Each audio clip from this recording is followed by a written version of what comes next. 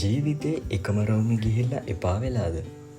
නැත්තම් මිනිස්සු එක්ක ගනුදෙනු කරලා මහන්සිද? මොකද කියන්නේ?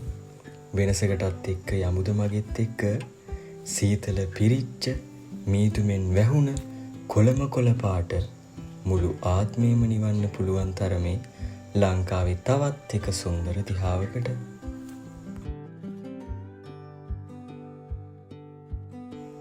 එහෙනම් පුළුවන් තරම් ඉක්මනට යමු කොළඹ කොටුව ස්ටේෂන් එකට. ට්‍රේන් එක තියෙන්නේ රෑ 8:30ට. ඔයාලට මහන්සිද?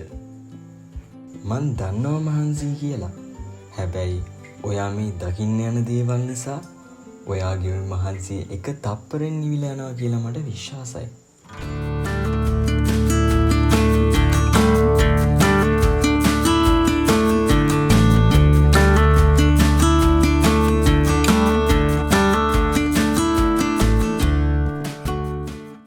දැනටමත් වශී වුණා නේද?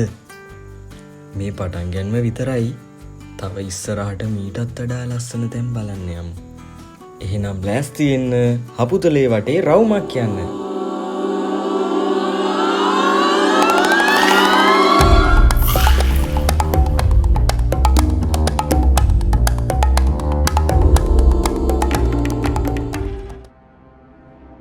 හපුතලේ ස්ටේෂන් එකකින් බැහැලා ටික දුරක් ඉස්සරහට යද්දී ඔයාලට මුලින්ම හම්බෙන්නේ ශාන්ත ඇන්ඩ්‍රූ දේවස්ථානය. බදුල්ල දිස්ත්‍රික්කයේ බෙරගල හාලියල ඒ 16 මාර්ගයේ පිහිටලා තියෙන මේ දේවස්ථානය 1869 බ්‍රිතාන්‍ය යටත් විජිත යුගයේ තමයි ඉදි කරලා තියෙන්නේ. මේ දේවස්ථානය මේ කලාපයේ තියෙන පැරණිම යුරෝපීය ගොඩනැගිලි වලින් එකක්. ෂර්වුඩ් වතුයායේ ජේම්ස් ඇන්ඩ්‍රූ සහ පිටරත්මලේ වතුයායේ වයිලි විසින් ඉදි කරලා තියෙන මේ දේවස්ථානය 2002 නොවැම්බර් මාසයේදී ආරක්ෂිත පුරාවිද්‍යාත්මක ස්ථානයක් විදිහට ප්‍රකාශයට පත් කරලා තියෙනවා. එහෙනම් දැන් අපි යමුද කොළපාට පිරිච්ච මීදුමින් බැහුණ හරිත පාරාදීසයකට. මේ තමයි අංශක 360ක සුන්දර දර්ශනයක් බලා ගන්න පුළුවන් අලගුමල කන්ද නැත්තම් තෝමස් ස්ට්‍රීට්. එහෙනම් හොඳ හුස්මක් අරගෙන නගිමුද අපි අලගුමල කන්ද?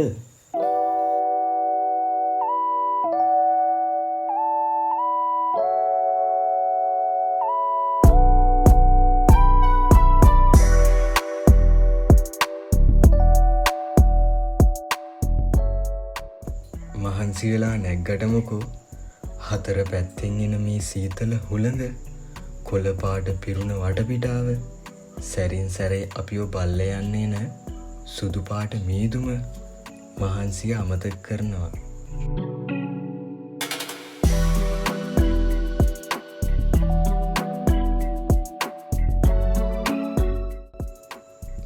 මේ අලගුමල කන්දේ තියෙන අනෙක් විශේෂම දේ තමයි ඔයාලා මේ කන්ද මුදුනට නැග්ගහම දිස්ත්‍රික්ක 9ක්ම ඔයාලට බලා ගන්න පුළුවන්.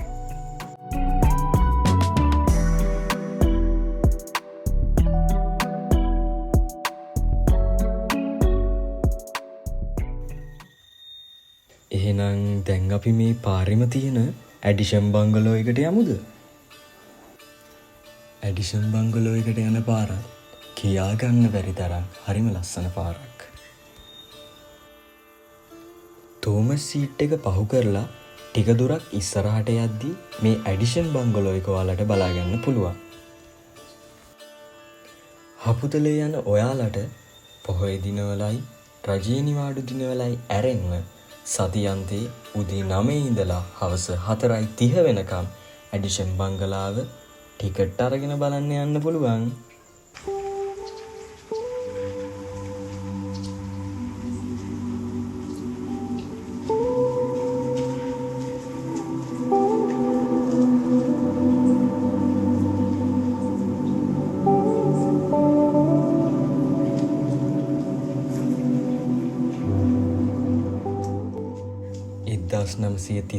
දී බ්‍රිතාන්‍ය වැවිකරුවෙක් වෙච්ච තෝමස් ලිස්ටර් විලියස් විසින් තමයි මේ අපූරු ගල් මන්දිරය ඉදි කරලා තියෙන්නේ.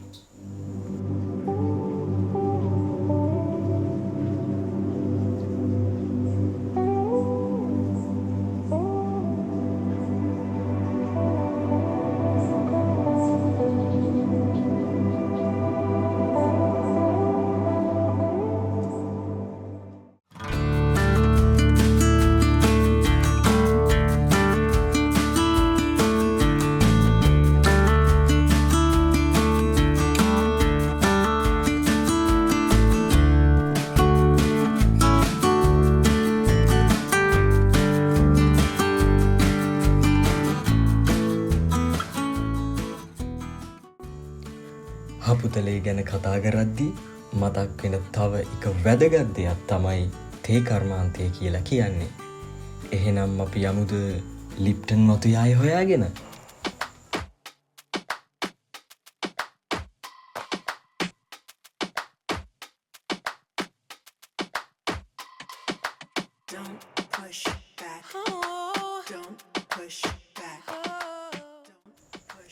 ලිප්ටන් සීට් යන ඔයාලට දඹතැන්න ටී ෆැක්ටරියත් මෙහෙම්ම බලාගෙන යන්න පුළුවන්.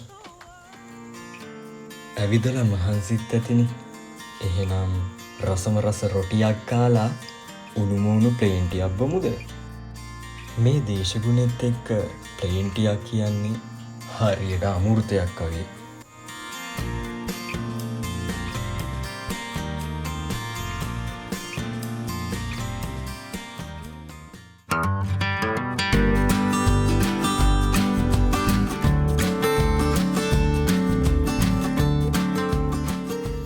ස්වාභාවික සුන්දරත්වය උපරිමයෙන් විඳින ගම කිලෝමීටර් 7ක් විතර තේවතු වංගු කඳු පාස් කරගෙන ත්‍රාසජනක අත්දැකීමක් එක්ක ඔයාලට ලිප්ටන් ෂීට් වලට ළඟා වෙන්න පුළුවන්.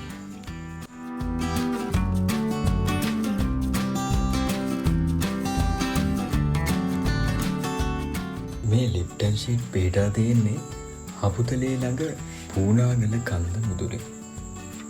ලංකාවේ වඩාත්ම කැපී පෙනෙන දර්ශන වලින් එකක් තමයි මේ ලිප්ටන් ෂීට් කියලා කියන්නේ. මේක නිකන් දර්ශන තලයක් විතරක් නෙවෙයි. ලංකාවේ පොහොසත් තේ උරුමයයි ස්වාභාවික සුන්දරත්වයයි හරහා යන ගමනක්.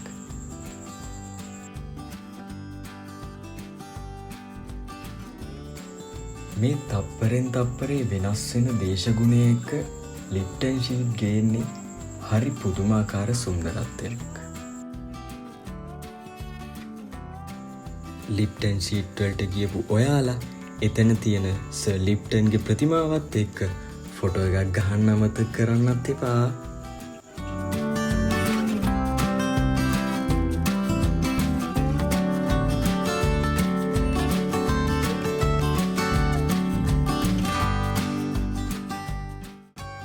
එහෙනම් මගේ පෘථිවි වැසියනී දැන් අපි යමුද ලස්සන දියැලි ටිකක් බලන්න.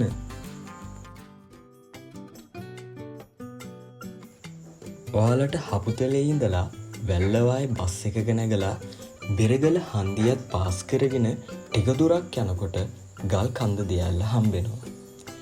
ඒ තරම් ලොකු දියැල්ලක් නොවුනත් මෙතන තියෙන්නේ පුදුමාකාර ලස්සනක්.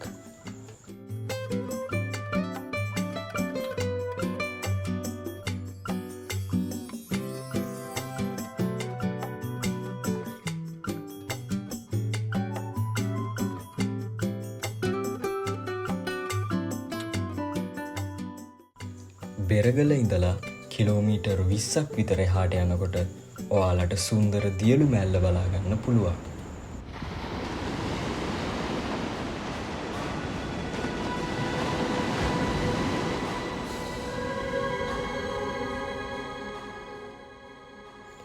කිරිඳුවේ අතුගංගාවක් වෙන පූර්ණගල ඔයෙන් හැදිලා තියෙන මීටර් 220ක්, ඒ කියන්නේ අඩි 720ක් උස මේ දියලු මෑල්ල තමයි ලංකාවේ දෙවනියට උසම දියඇල්ල.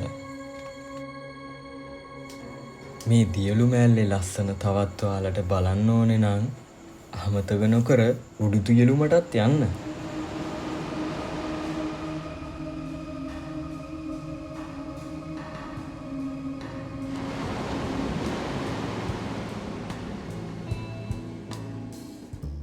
හම්මෝ අදට මහන්සි.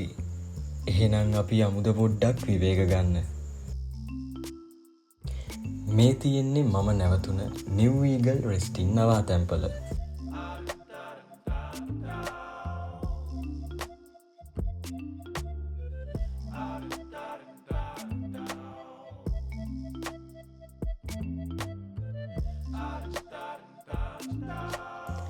ලස්සන වටපිටාවක් එක්ක 360 view එකකින් ඔයාලට මෙතනදි බලාගන්න පුළුවන්. පිටින් කෑම කන්න ඕනේ නම් හපුතලේ ස්ටේෂන් එක ගාව අසාඩ් බායි හොටෙල් එකකින් ගන්න පුළුවන්. හරිම රසට පිරිසිදුවට බජට් එකට ගැලපෙන විදිහට මෙතනින් ඔයාලට ඕන කෑමක් ගන්න පුළුවන්.